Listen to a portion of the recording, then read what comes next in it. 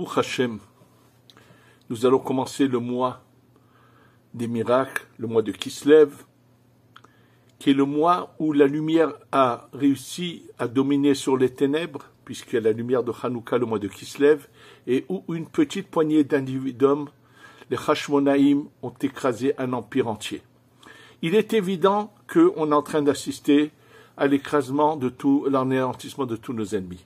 Mais on va essayer de comprendre ce que nous vivons, surtout qu'il faut qu'on sache que les choses vont plus lentement qu'à la sortie d'Égypte, mais par rapport à la sortie d'Égypte, on va comprendre certaines choses, et par rapport à des faits qui se sont passés dans l'histoire, on va un peu essayer de comprendre ce qui nous est passé, ce qui nous est arrivé, ce qu'on est en train de vivre. Au moment de la sortie d'Égypte, il faut savoir que les nations, tous les peuples, sauf le peuple d'Israël, ont des anges qui les représentent. Là où oui, le monde est découpé en 70 zones, mais chaque ange qui a une zone qui est sous sa domination, il a des affluents, des petits anges qui sont sous lui, et lorsque par exemple on assiste, je vous ai donné l'exemple de la Russie avec l'Ukraine, ou d'autres endroits dans le monde où il y a des combats, il faut savoir que ce sont des combats qui se passent là-haut, au niveau de ces anges-là. Maintenant, quand est-ce que les choses se décident? Elles se décident entre Rosh Hashanah et jusqu'à la veille de Simchat Torah au Sha'ana Rabbah, où les décisions sont définitives et les feuilles de route sont données et les décisions sont prises là-haut. Donc rien d'étonnant de voir ce qu'on a vu, que ce qui se passe, ça se passe juste au lendemain de Hoshana Rabbah Simchat Torah.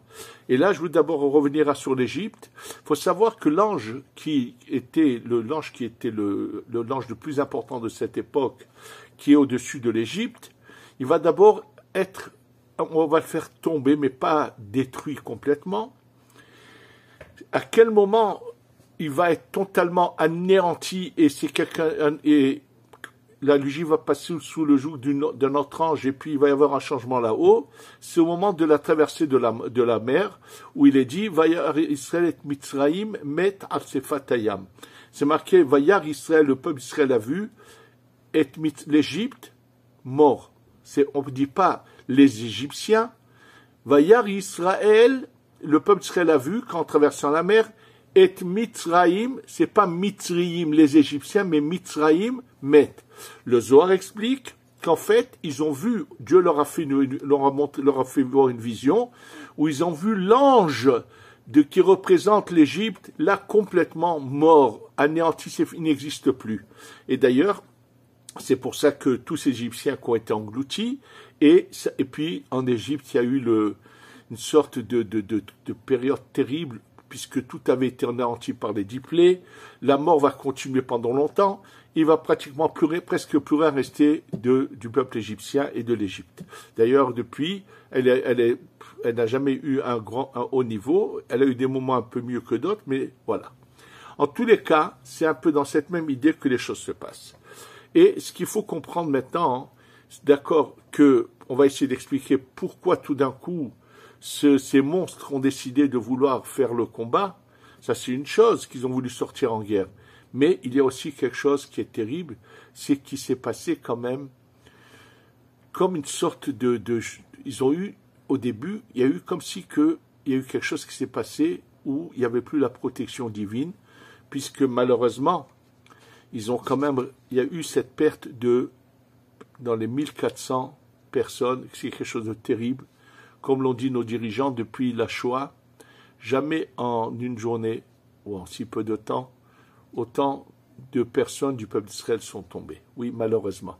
Et ça, il faut le comprendre, c'est-à-dire c'est deux choses. Qui sortent en guerre, c'est une chose, mais on voit qu'il s'est passé quelque chose d'incompréhensible, que l'armée n'a pas pu savoir ce qui se passait, ni les services. Que s'est-il passé? Alors, pour le comprendre, il faudrait revenir à une partie de l'histoire qui se trouve dans le Tanakh, dans la Bible, qui se trouve à la fin du livre qu'on appelle Shoftim, les juges.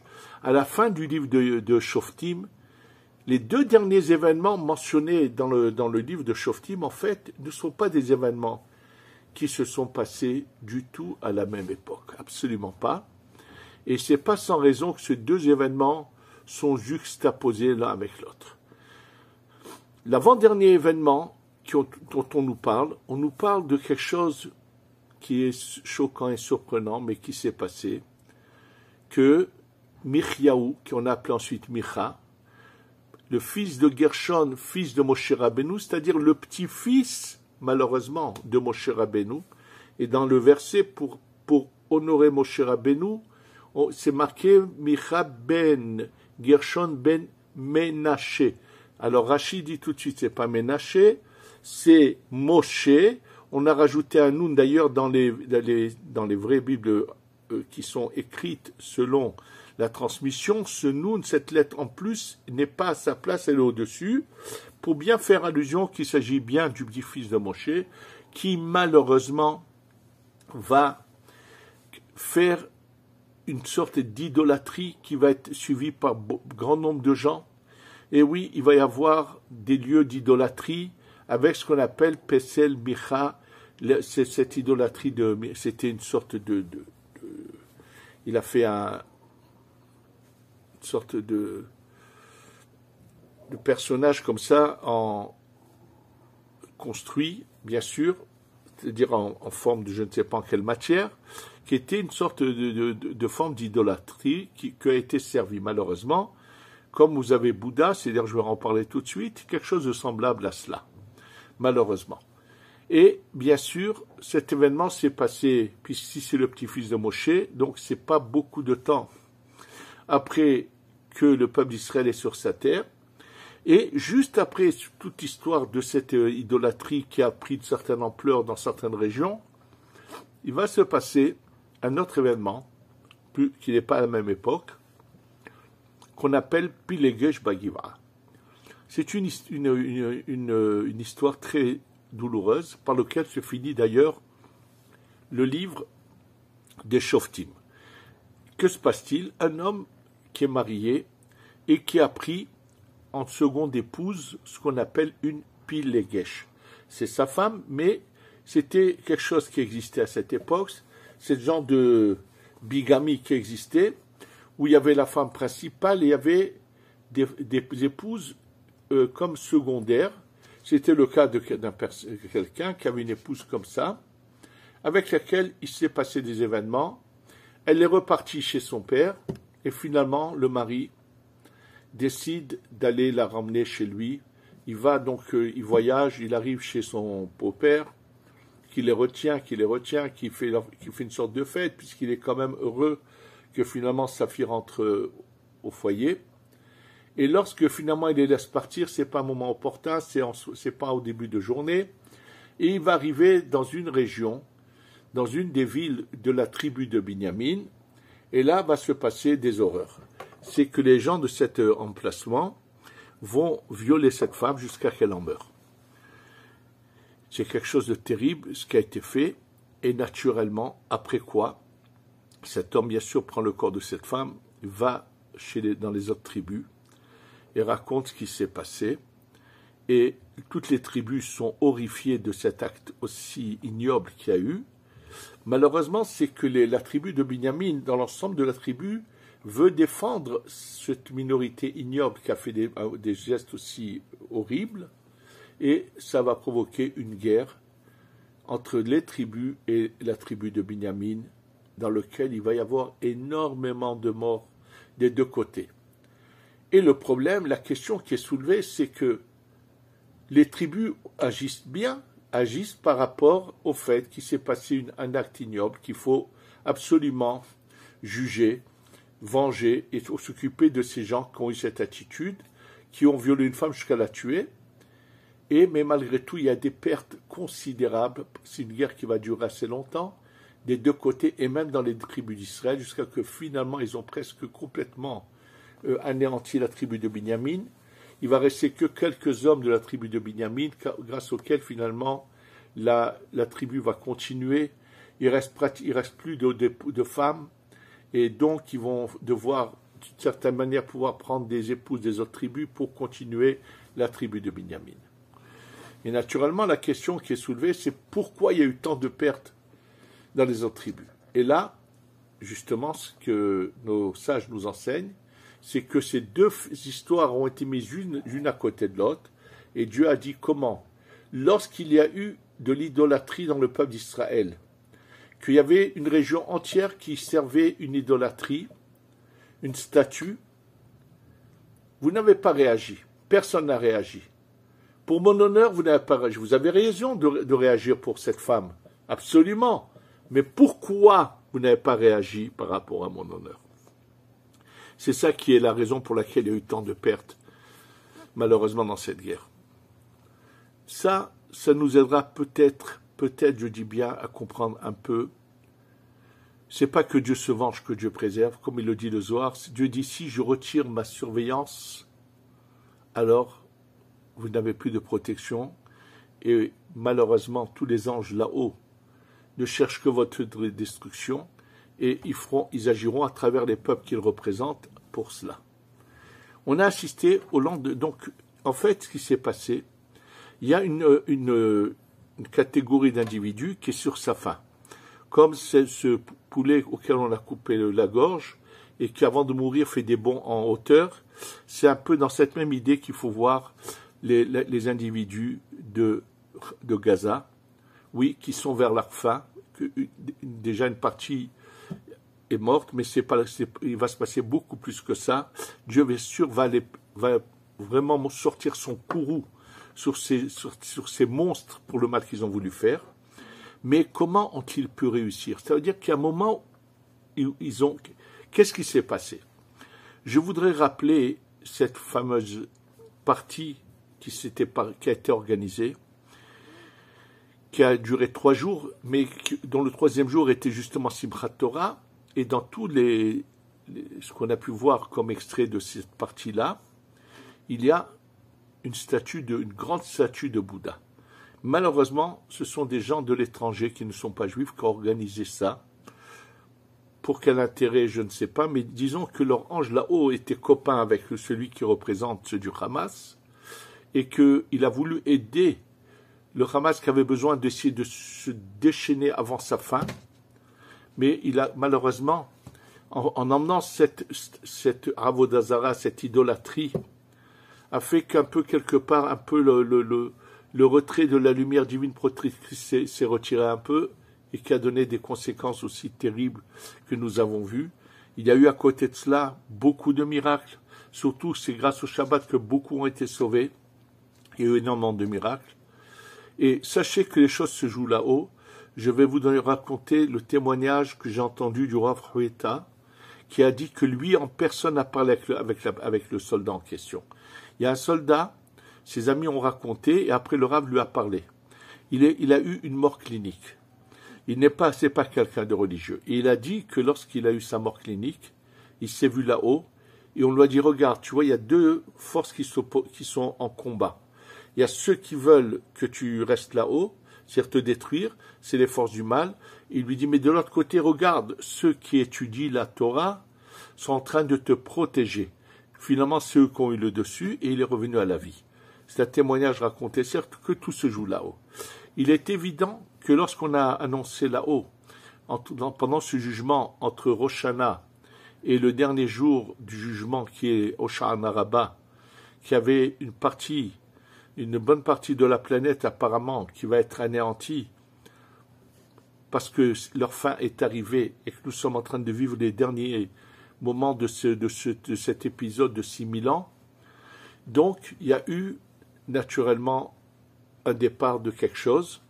Et là, bien sûr que maintenant, après ces malheureux qui sont partis sont tous au Gan Eden, où nous avons des preuves de plusieurs qui sont venus le dire qu'ils ont tous été pris au Gan Eden et qu'on va les voir bientôt avec la venue du Mashiach et la résurrection des morts.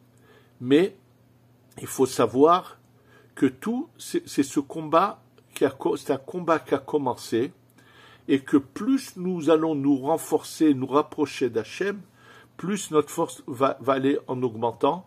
Et actuellement, on assiste à de grands miracles. Il y a malheureusement de tes fois un soldat qui passe ci par là, qui s'en va. Ça aussi, c'est assez terrible pour nous qu'il n'y en ait pas un seul qui tombe le plus. C'est fini. Et là, nous rentrons dans cette période qui va être celle de Hanouka. celle du mois de Kislev. Et le mois de Kislev, nous savons que c'était le mois de la délivrance, le mois où la lumière va dominer le mal. Et qu'il faut qu'on le sache, que les événements sont en train de se passer, de se faire, et que ceux qui les vivent comprennent que nous sommes réellement en train de voir comment Hachem, Dieu, a pris le bâton et est en train de commencer à s'occuper de tous ceux qui nous veulent du mal. Il est évident que lorsque Dieu va vouloir juger, quand on juge quelqu'un, il faut lui prouver qu'il a mal agi. Et actuellement, le test actuel que Dieu a emmené dans le monde, c'est de voir qui va donner raison à la lumière, qui va défendre la lumière et le bon, et qui est l'inverse. Bien sûr, vous allez être surpris, mais apparemment, on voit que l'ensemble du monde musulman est derrière ces monstres, mais rien d'étonnant à cela. Vous savez pourquoi? Vous remarquez une chose très intéressante, dans les parachiotes que nous lisons, nous voyons que, en fait, le peuple d'Israël naît à la naissance d'Abraham. Que se passe-t-il? À l'origine, dans Adam Arishon, il y a uniquement les âmes du peuple d'Israël. La faute d'Adam Arishon, qu'on appelle une faute, oui, c'est une sorte d'erreur, et de descendre, essayer de sortir même des 70 nations, les parcelles de lumière qui sont valables. Alors, qui c'est qui va en avoir le plus, qui va en avoir très peu? Il y a beaucoup de parcelles qui se trouvent dans un certain endroit des 70 nations, il n'y a presque aucune parcelle qui se trouve dans une autre partie des 70 nations. Finalement, cette erreur, entre guillemets, de Adam Arishon va avoir un impact aussi positif qu'on va voir, mais il y a quand même une erreur qui a été commise de sa part qu'il faut réparer. Adam Arishon revient en Gilgul, revient en réincarnation chez Abraham, Yitzhak et Yaakov. Maintenant, étant donné qu'il y a eu un mélange, il faut qu'il se sépare des résidus qui sont en lui. Et dans les résidus qui sont en lui, la première séparation va se faire au niveau de Abraham. C'est-à-dire que les trois pères, Abraham, Yitzhak et Yaakov, les trois sont la réincarnation de Adam Arishon. Un va être la réincarnation du Nefesh, de l'âme, une partie de l'âme. L'autre va être la réincarnation du Ruach et l'autre de la Neshama. C'est-à-dire que l'âme d'Adam Arishon se partage en trois et revient chez Abraham, Yitzhak et Yaakov. Alors Abraham est jeté dans une fournaise ardente. Et il est sauvé, mais pourquoi? Parce que tout simplement, lorsqu'on veut prendre une matière précieuse, qu'on prend de l'argent, et on veut enlever tous les résidus, tout ce qui n'est pas bon, toutes les saletés qui sont collées à l'argent, on prend du feu, on chauffe l'argent, et en brûlant l'argent, la matière de l'argent se sépare de tout ce qui n'est pas argent. C'est ce qui se passe avec Abraham, et donc les résidus d'Abraham vont aller chez celui qui s'appelle Ishmaël, qui est le père de tout le monde musulman, qui vont naître dans le ventre de Hagar, d'une étrangère. C'est une séparation. Et lorsqu'on arrive autour de Yitzhak, qui doit se séparer de ce qui est collé à lui, là, ça se passe différemment. Les deux enfants, Yaakov et Esav, se trouvent dans le même ventre de qui? De Rivka, dans un ventre pur. Yaakov était à côté de Esav pendant 9 mois. Oui, parce que Esav a tellement avalé en lui de parcelles de lumière que lui pourrait réparer. Malheureusement, Esav, ce qui est en lui, toutes ces parcelles n'ont pas réussi à être réparées, mais dans l'histoire, une bonne partie va être réparée. Sachez que dans toute l'histoire, dans le monde du monde musulman, où ont vécu une bonne partie du peuple d'Israël, il n'y a presque jamais eu de conversion de musulmans convertis au judaïsme. Ça n'existait pas. Les rabbinim n'ont jamais eu à faire pratiquement de conversion. Alors que dans ce qu'on appelle le Galut Edom, l'exil de Edom, qui est l'Occident, qui vient de Esav, dans toute l'histoire et jusqu'à aujourd'hui, sont nombreux les conversions. Pourquoi? Il y a énormément de parcelles de lumière là-bas perdues qu'il faut ramener. Donc aujourd'hui, en fait, les résidus dans lesquels il n'y a plus rien, et vous savez comment ils sont considérés, ces résidus dans lesquels il n'y a plus rien, ils sont comparés aux excréments que la personne sort de son corps après avoir mangé, une fois qu'elle a récupéré ce qu'il y avait de bon dans la nourriture, c'est comme ça que c'est appelé ces résidus où il n'y a plus rien de récupérable. Et c'est pour ça que ces résidus qui n'ont plus rien, qui vont finalement, ils n'auront rien qui va leur donner la vie, essaient de se débattre et essaient de faire entendre leur voix. Mais ils sont exactement, je vous dis, comme ce poulet que lorsqu'on lui coupe la gorge, qui fait des bonds en hauteur, finalement jusqu'à qu'il tombe totalement. Et là, le jugement va leur prouver que ils étaient tous hypocrites, menteurs, qu'ils ont cherché à défendre des monstres et des assassins, sans faire cas du mal qui réellement qui a été fait. Et de l'autre côté, il faut savoir qu'il y en a beaucoup. Il y a une partie, on y a toutes sortes de personnes, mais il y en a beaucoup qui vont prouver qu'eux ont finalement fait dominer la lumière qui est en eux sur l'obscurité, et eux, c'est ça qui va les sauver. C'est pour ça qu'on assiste à tous ces événements dans le monde, mais également à un phénomène qui va faire que finalement, dans beaucoup de pays, beaucoup vont commencer à partir. Je plains ces pauvres malheureux qui se trouvent en Iran, ces juifs qui se trouvent en Iran, qui ont été quelque part aveuglés par l'argent. Oui, parce que je peux vous le dire, j'ai eu l'occasion, il y a pas mal d'années, d'en rencontrer. Ils sortaient de l'Iran par un troisième pays, par un autre pays, venaient en Israël, des gens qui ont des maisons ici.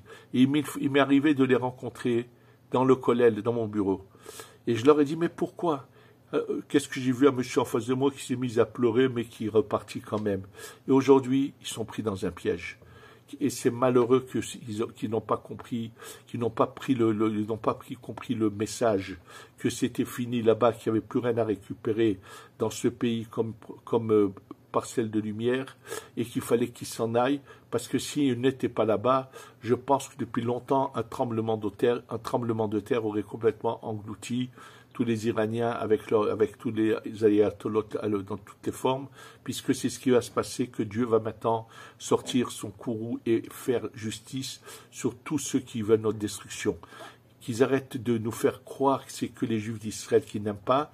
La preuve, c'est que tout récemment, là, il y a quelques jours, au Brésil, grâce aux services secrets israéliens qui ont donné des informations, la police au Brésil a arrêté des envoyés de l'Iran qui voulaient tuer des fidèles de la synagogue au Brésil. Ça veut dire que c'est une haine contre les Juifs, quoi qu'il en soit, et de vouloir leur faire du mal.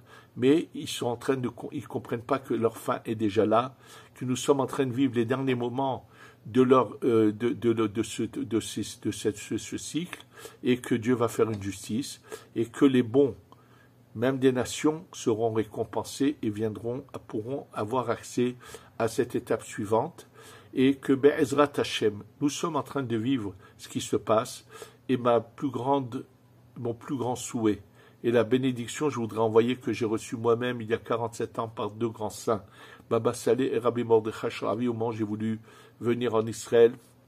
J'étais marié avec 3 enfants déjà, Kol Elman, donc sans grand revenu, mais j'ai reçu la bracha de 2 tzadikim qui m'ont permis, dans l'état où j'étais, de pouvoir venir et m'installer.